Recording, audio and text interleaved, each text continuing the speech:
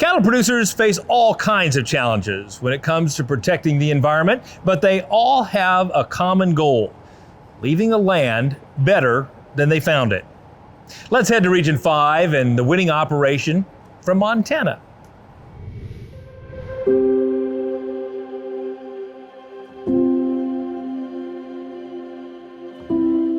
If you can do a better job of managing your ranch, that's going to benefit you ecologically, economically, and the whole sustainability picture comes from always trying to do a better job.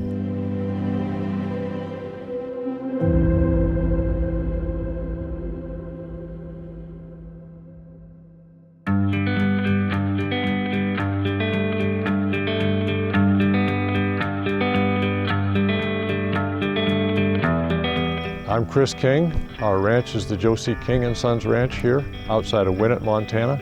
This is a family operation.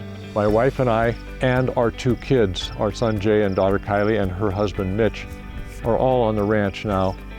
Our ranch encompasses a little over 20,000 acres, and about a third of our grazing land is public land. This prairie country here, it's great grazing land. I think it's good cattle country. Obviously depends on the year. You know, it looks really green. I mean, it does not look as dry as it is.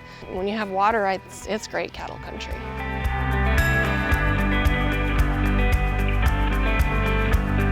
"95% of the ranch is native prairie, so that is our business. That grass is what supports our business. That's the most important component of what we do. So to be sustainable, you have to take care of the land. So our grazing management plan is, we run on a deferred management plan through 6 pastures. We're able to circle throughout the summer. With the deferred rotation, the pasture that's grazed first this year will be grazed last next year. So that pasture will effectively have 18 months of rest.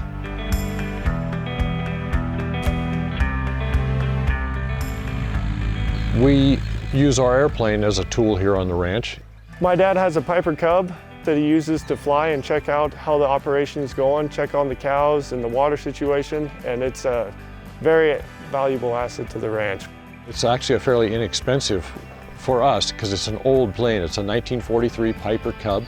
My dad bought it when I was a kid, and we've been using it ever since. And it's an efficient way to keep tabs on things, and it's a lot of fun. We love living on the land, and we do our best to make it better for ourselves, for the cattle, for the wildlife, and for future generations.